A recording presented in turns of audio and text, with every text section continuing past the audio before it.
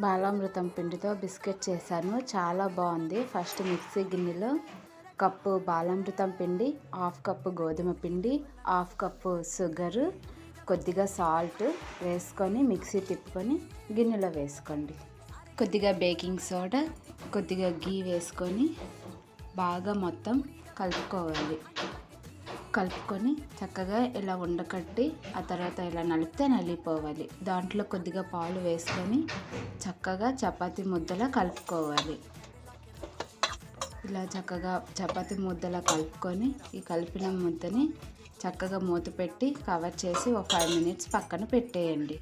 ఒక ప్లేట్కి oil apply చేసుకొని ఇలా చిన్న చిన్న బిస్కెట్లా చేసి ఒక పెద్ద గిన్నె పెట్టుకొని ఇసుక లేదా స్టాండ్ పెట్టుకొని 10 నిమిషాలు హీట్ చేసుకొని ఆ తర్వాత ప్లేట్తో బిస్కెట్లు పెట్టుకొని చక్కగా 15 మినిట్స్ కుక్ చేసుకుంటే చక్కగా బిస్కెట్స్ రెడీ.